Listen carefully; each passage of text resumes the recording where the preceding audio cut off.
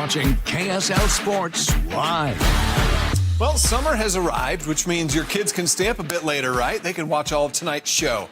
And we welcome them right here on KSL Sports Live. You know, we've got a jam-packed show that includes one of the greatest goals in Real Salt Lake history, the record pace that Chicho Arango is on, and why RSL coach Pablo Mastroeni thinks things are going to start getting tough for his team. Also, 24 days till the NBA draft. The Jazz currently have 3 picks, beginning with the number 10 pick. Who could they take with that pick? We'll give you a few options there. Utah's NHL team is narrowing down the possible names to 4. But what do players think? One of the team's future stars gives us his thoughts on the team name coming up in a bit.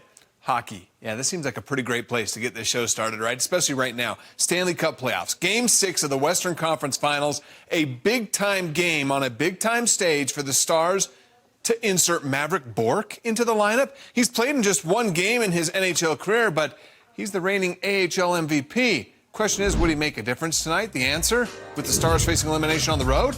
No.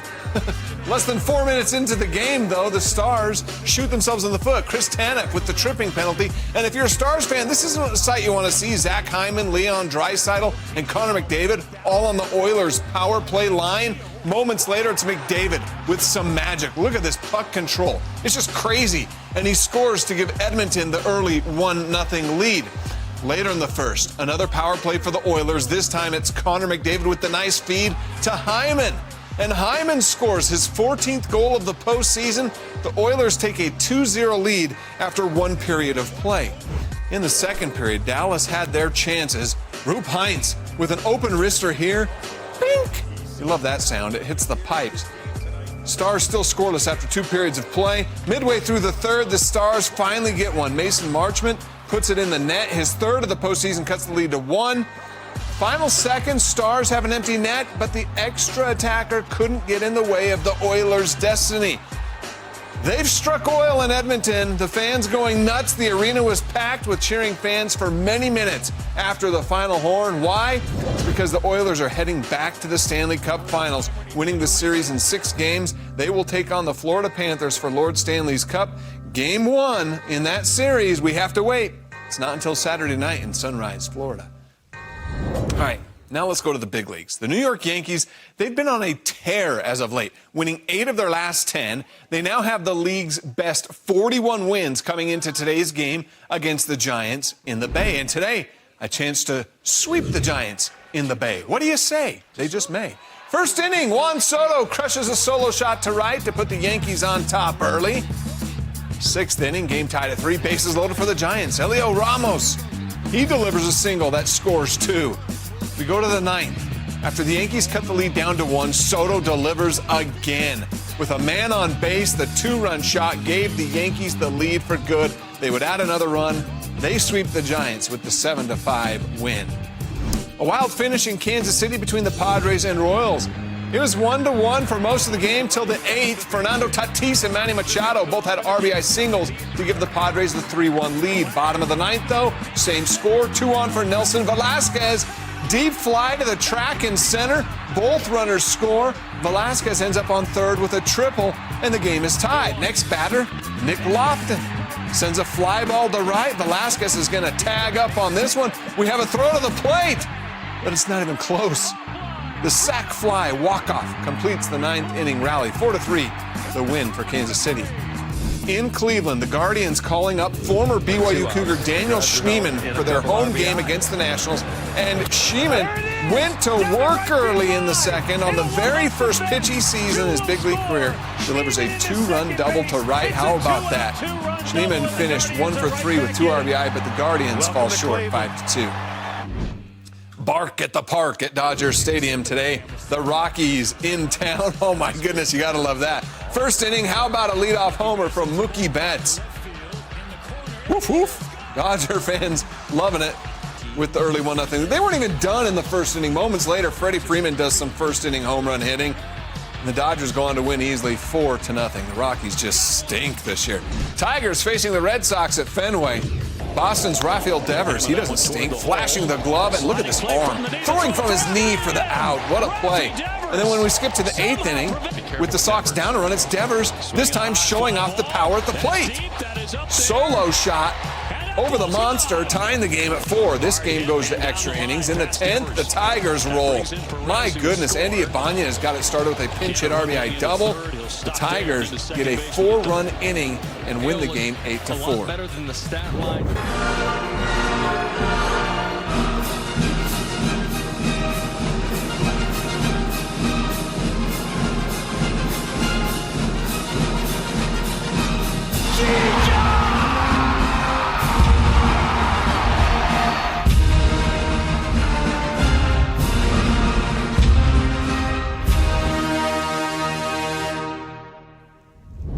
Chicho Arango. He is on a torrid goal-scoring pace this season. After last night's performance against Austin FC at America First Field, Chicho now has 16 goals in 17 games played this season, already tied for his career high he set in 2022, and that took him 34 games to get there. You knew it was going to be a special night when it started with this shot from midfield. His 50th career goal in MLS play, second fastest active player to reach 50 MLS goals. He did it in just 79 matches. And then he completed his hat trick with the penalty kick in the second half. Just the second RSL player to ever record 2 hat tricks in a career. And his 16 goals this season is just one short of the RSL team record for goals in the season, which was set by Alvaro Saborio in 2012.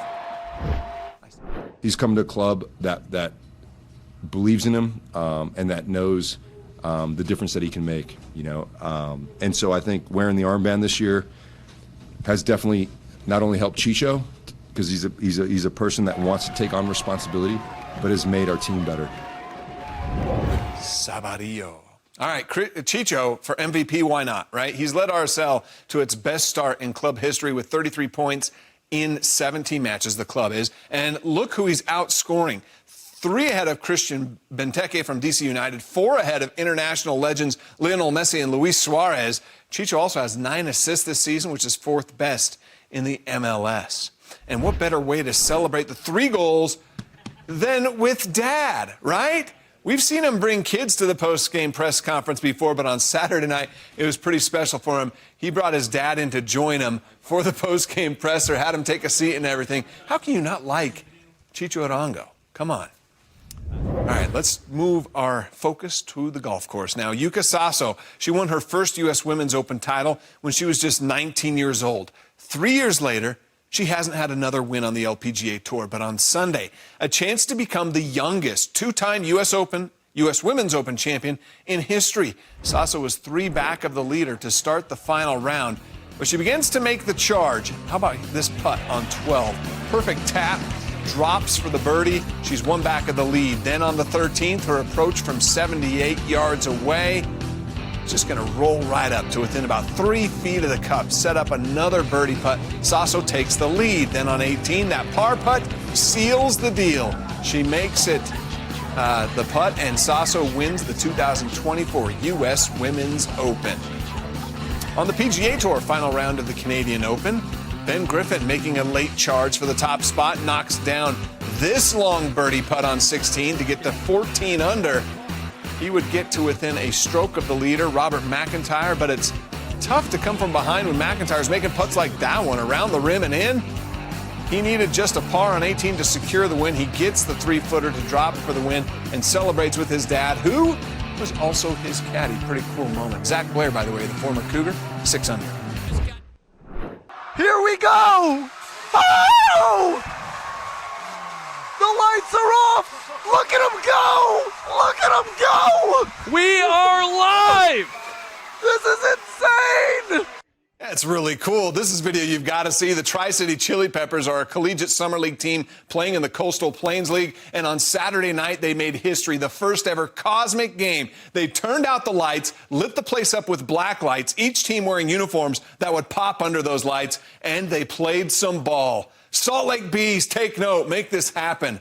I got to see this. All right, we have a bit more from Real Salt Lake coming up on the way. Why Pablo Mastroeni says the next stretch of the season will be the most difficult yet. Headed into that, I knew it was gonna be a year. It was gonna be my year. Collin Sexton pulling back the curtain a bit to give us an inside look into this past season, what it was like for him. More on that coming up. And what will the Jazz do with their 3 draft picks this month. We take a closer look at some of those options. My top 4 was the Yetis. I think that's a cool one. I like the Venom. Okay, Utah hockey player Josh Doan weighing in, telling us what he thinks the team name should be. That and a lot more from Doan, and more highlights are on the way. In the meantime, you do have a few moments to pull out your mobile device, scan that QR code, and download your KSL Sports app for free. It's got a lot of cool content on there. Plus, you can stream live the KSL Sports Zone, which is good, entertaining content. JJ and Alex every day at 3. We'll be right back. You're watching KSL Sports Live. Who's better than Real Salt Lake right now? With last night's blowout win over Austin FC, RSL now has 33 points in 17 matches, its best start in club history. And they've gone 13 straight matches without a loss, one shy of RSL's record for a single season. So much history made on Saturday night at America First Field, including from its top 2 goal scorers in the match. Chicho Arango had the hat trick, of course, as we saw earlier in the program. And Anderson Julio had the first half brace. Just the 3rd time in club history that 2 players scored 2 or more goals in the same match. RSL getting more goal-scoring opportunities. Why? Well, because of how it's playing defense, putting immediate pressure on the ball, creating more turnovers and more shots in transition, like what we saw on Julio's second goal last night. I think just the whole team is more aggressive, and we know that we're gonna be aggressive, and we're gonna have numbers around the ball, and it just makes it hard for teams to play when as soon as we lose it, the nearest person presses, and it's immediate pressure. It's hard to play out of when you have someone running at you. It's hard to pick your head up and find that first pass. All right, so now it's time for a break. The top team in the Western Conference will have the next 13 days off. When they return to the pitch, they will do so on the road against Montreal, who's 12th out of 15 teams in the East, and then against Sporting KC, the last place team in the West. But Pablo Mastroeni tells us this will actually be some of the most difficult football they'll play all season. There's a sense of like we've done something, and the truth is we haven't done anything. And so it's that mentality when we're away that we're taking care of our bodies and that we're looking after ourselves, because I think every game from here on out is going to be very difficult. I think teams are going to prepare for us differently than they used to in the past, and so the onus is on us to be one step ahead. It's so cliche, but champions are working when everyone else is partying. So since I've been on the team, I think this is definitely the deepest we've been. So yeah, it's exciting to be on this team right now. They certainly have been very fun to watch. The Real Monarchs had an afternoon match against Austin 2 at America First Field, and in the 36th minute, it's Fidel Barajas doing the scoring, a beauty with the left foot, playing 45 minutes in the Monarchs' 4-0 win, his first appearance with the Monarchs this season. 45 minutes today after playing 45 minutes last night for RSL against Austin FC. Barajas, one of RSL's rising stars, has played in 14 matches for the big club, recording 2 assists this season. All right, how's this for a blast from the past? We dig into the KSL Sports archives 28 years ago this weekend for this Utah Jazz playoff moment in the Western Conference Finals against the Sonics in 1996. Sonics high-flying forward Sean Kemp had 26 points and 14 rebounds in the game at the Delta Center, but he was no match for the mailman. Karl Malone delivered 32 points, pulled down 10 rebounds, had 7 assists, and 4 steals. John Stockton had a double-double, 14 points and 12 assists. And, of course, Jeff Hornacek, he was dialing them up. 3 3-pointers, scoring 23 points in the Jazz 118-83 win to force a Game 7 in Seattle. But none of us, of course, remember Game 7. All right, that's what the Jazz hope to build again these days, right? Justin Zanuck has repeatedly stated that the Jazz are looking to open a multi-year window of competition with all the right pieces in place. Will one of those pieces be found in this month's upcoming NBA draft? That's the big question. The Jazz, they do have 3 picks, the first of which will be the 10th overall pick, and there are a few names being linked to the Jazz as possible selections with that pick. Colorado forward Cody Williams is one, who averaged 11.9 points and 3 rebounds per game for the Buffs.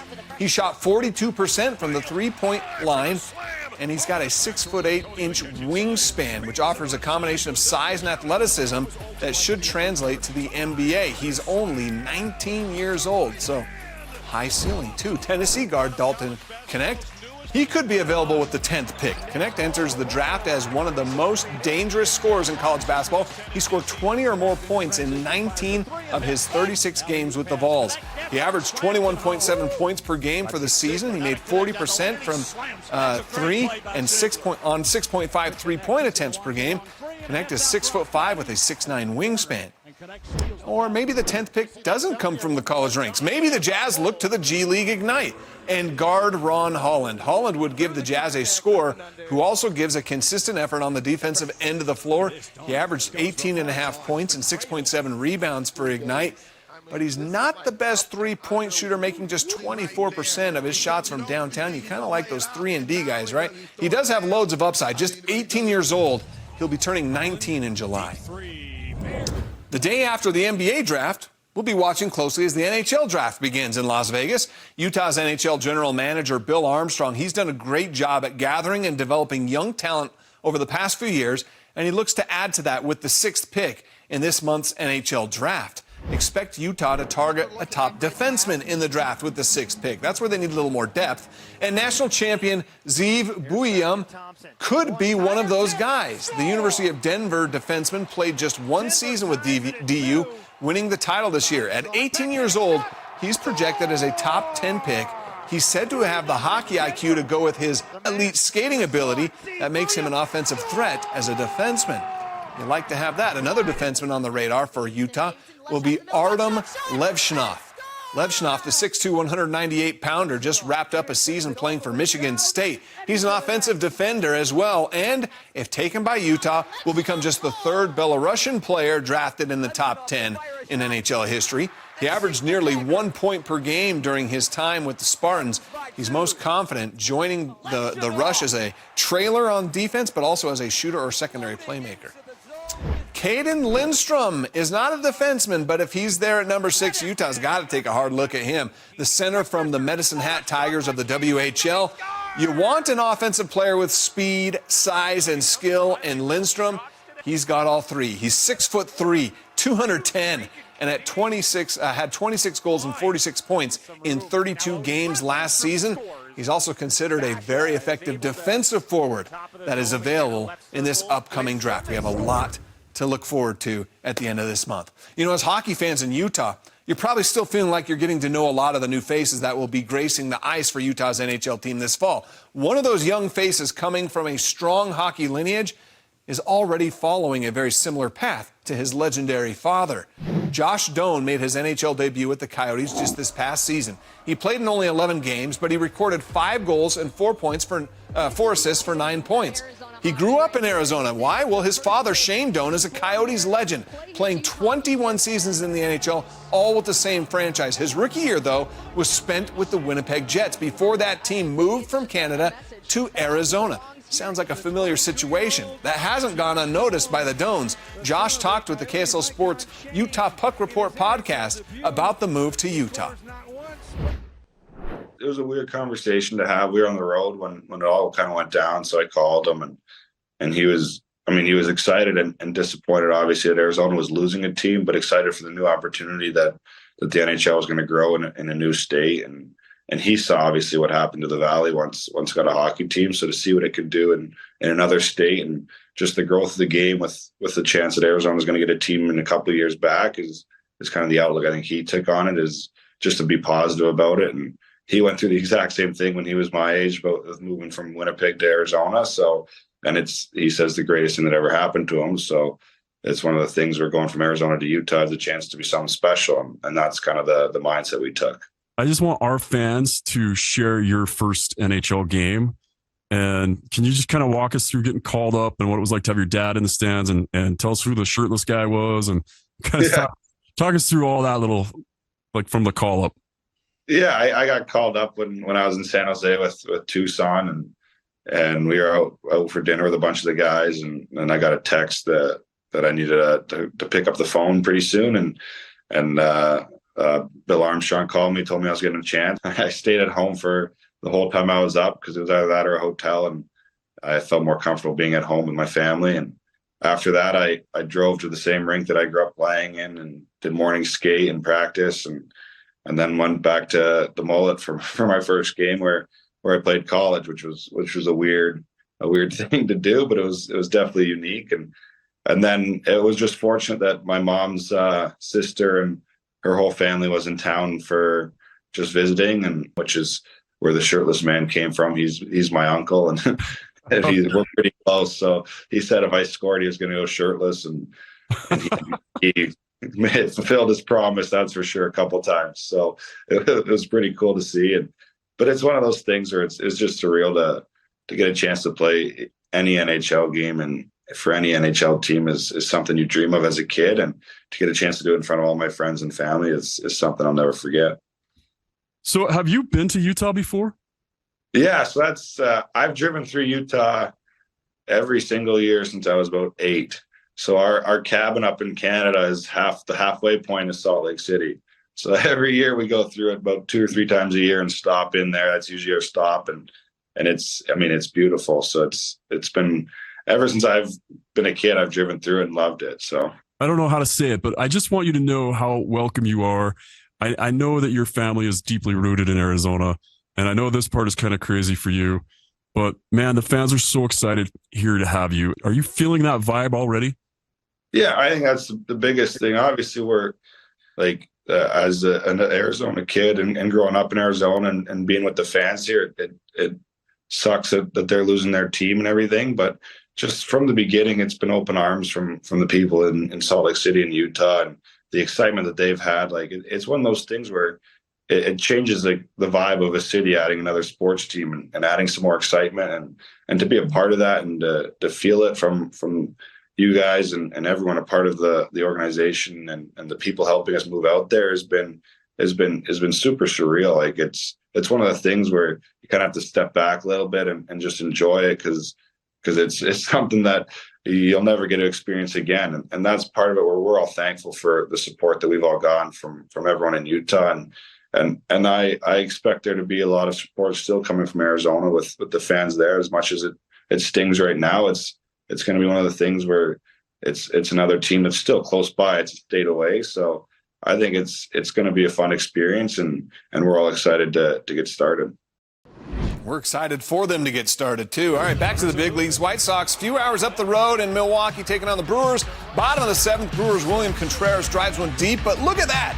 Dominic Fletcher making the leaping catch at the wall. Bottom of the 8th, Brewers' Gary Sanchez hits one to center field. That's going to score 2 on that single, and the Brewers go on to get the win 6-3. Twins taking on the Astros in Houston, 7th inning where we pick it up. The fly ball to left field, Yordan Alvarez tracking it down. The slides into the wall. No regard for safety. He doesn't care. He needed to catch that. Top of the 8th, game tied at 3. Jose Miranda line drive along the left field line for an RBI double. Twins get the win 4-3 on the road. Go Twinkies. Rays taking on the Orioles in Baltimore. Top of the 5th, Johnny DeLuca drives one deep to center field. Watch Cedric Mullins, though. Climbs the wall for the catch. Robs the home run. What a grab. Top of the 8th, 3-2 Orioles. Jose Siri, 2-run double to take the lead, 4-3. The Rays get the win on the road, 4-3. All right, as the Utah Jazz continue to build for its future, will guard Collin Sexton be a part of those plans? Sexton just completed his 2nd year with the Jazz, and he had a camera crew following him throughout the season. A documentary will be coming out this week, but you can catch a sneak peek right here. Just stick around. It's coming up next. In this yesterday, one of the most viral videos on social media yesterday, Indiana Fever's Caitlin Clark getting checked by Chicago's Kennedy Carter. After review, the officials just said it was a common foul, but today the WNBA has upgraded that foul to a flagrant 1 foul, and the league also fined Angel Reese $1,000 for failing to make herself available to the media after the game. Interesting. Well, today, Clark and the Fever were in the Big Apple taking on the Liberty in the first quarter. Sabrina Ionescu, she pulls up for 3 to make it a 26-6 lead. She finished with 16. Second quarter, that's Caitlin Clark hitting the 3 to cut it to 15. She scored only 3 points, though, in 29 minutes and would leave the game early with an apparent injury. It looked like they were checking out her ear or something there. The Fever, they got hammered, 104-68. Collin Sexton, he just completed his 2nd season with the Utah Jazz. He could be a key piece in what the Jazz hope to build over the next couple of seasons. This past season, he he had a camera crew capturing a behind-the-scenes look for a documentary that will be released on his YouTube channel this week. And KSL Sports is giving you this sneak peek.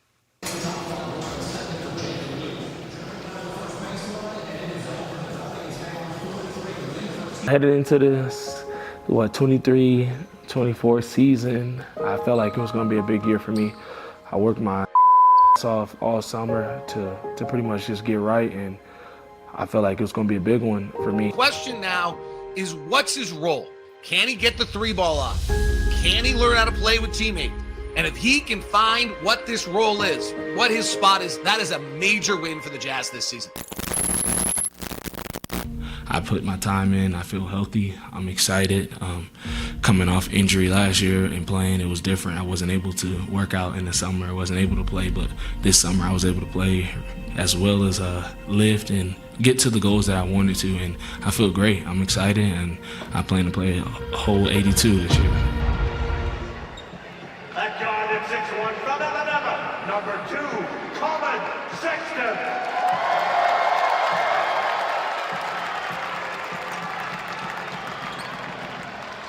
And at center, 6'11" from Georgetown in Turkey, number 77, Omer Turkseven. Ladies and gentlemen, our 2023-24 Utah Jazz. At the end of the day, year 6 is a huge accomplishment. Most guys don't make it to 6 years in the league. I feel like that's a huge thing, and that's a big deal. Making it to year 6 is it's a goal. Making it to year 1 is a goal and just completing your dreams, and that's making it to the league. So year 6, I can say, man, headed into that, I knew it was gonna be a year. It was gonna be my year.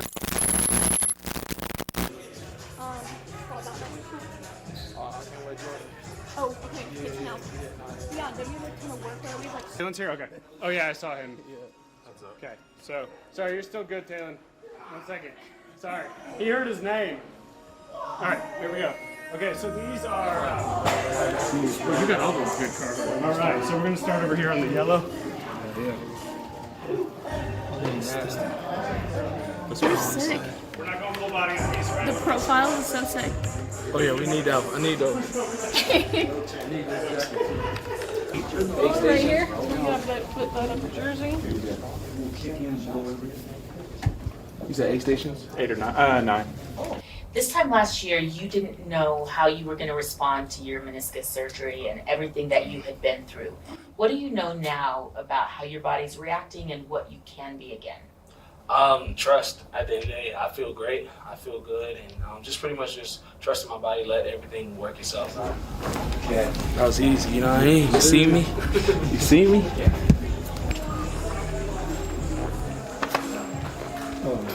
Showtime! Oh my God. You're so excited to be here. Oh my God. Look at this. Welcome in. Floppy disk? I don't even know what this. You used to play computer games on floppy disk. That's how you like load it or like a program into a computer. Floppy disk. Internet and Game Boy. There you go. Can you do the spinny thing? Oh, spin on the finger? Yeah. The spinny thing. That's cool. Rotate back to me just a little bit with your feet too. Go ahead and move them. 4 minutes. All right, give me one of these right here. Perfect. Reading the episode. My boy THT, you know what I mean? Checking in. Checking in. What's on your feet? 38, you know, nothing too crazy. He's Jumpman. We're gonna have to come see his closet for a whole episode now. You're gonna have to show us the closet. We don't want to see Collins. He got everything. Chill. You get a jersey and shorts? Yes. 70s. Do you like his shoes? Wait.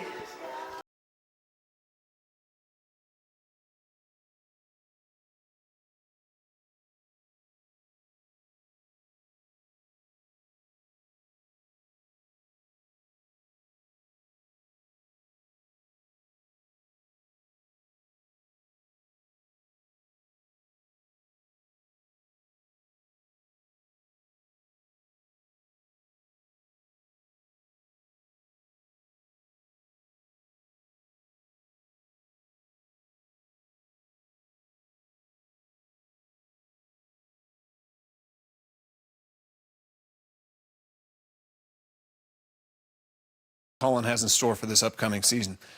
Do you ever watch the Pat McAfee show? This past week, Pat called up Utah owner Ryan Smith during that show. The topic came up of team names. Smith mentioned they've got it down to 4 now for the NHL team, hinting that Mammoth and Yeti are in that group. A date for the final vote still has yet to be released. We're waiting, and we'll find out soon. Fans all over the state, they, of course, have an opinion on what the team name should be. Yeti, Mammoth, Venom, Outlaws, Black Diamond. The list goes on and on and on. But what do the players think? They're currently on an NHL team simply known as Utah. And one of its future stars, Josh Doan, he has an opinion on the name. He shared his thoughts on the KSL Sports podcast, the Utah Puck Report. He seems to be pretty exciting to be around. I mean, he pulled this off. Yeah. He got us an NHL team. It's been pretty amazing. All right, before I let you go, I gotta know. Do you have you seen the list of names, and do you have a preference on what the team's going to be called? What's your top 4 votes? I think my top 4 was the Yetis. I think that's a cool one. I like the Venom just because Utah being the Beehive State or. Yep. So I was like, all right, well, we got to maybe mix that in. The Outlaws was cool, and then I probably threw like the Mammoths in there just for fun because it seemed pretty funny if that was the team name. Josh is right. If they go with Venom, tie it into the B. Yes. Hey, the Utah Archers started their season on a high note. And what is this chaos on the pitch? We'll explain coming up. Started its season over the weekend, and the Utah Archers are out to a fast start. Tom Schreiber's 2 points put the Archers up 11-4. Later in the third, Trey LeClaire makes it a 12-4 game for Utah. Check out the assist, though, by Schreiber. He goes behind the head on the pass. But you know what? The Water Dogs, they made a furious comeback. Matt Witcher scored a goal to make it a 1-point game. Archers goalie Brett Dobson, though, came up clutch down the stretch with a lot of huge saves. They start their title defense with a 12-1 win. If you haven't been to a Utah Warriors rugby match yet, then you're missing out. On Saturday, they gave us a bit of everything against San Diego Legion. First half, Paul Mullen stops the Legion dead in their tracks with that monster hit. It was a game that went down to the end, though. The Legion converting on a crazy play. The pitch deflected, recovered, and taken down the field. Right there, they get the try. Warriors come up short, 27-20. All right, today, a YouTube collective charity event between some of the top celebrity influencers from the United States and the UK went down overseas between AMP and Beta Squad. Don't ask me, I don't know. Many different streamers and YouTubers in the UK for this match, but the story was a mystery player for the AMP who said to have played in the Champions League. He scored 2 goals. In the 88th minute, AMP down 6-5. U.S. comedian Drewski thought he got a goal, but it was later ruled offside. Have a good night, everyone.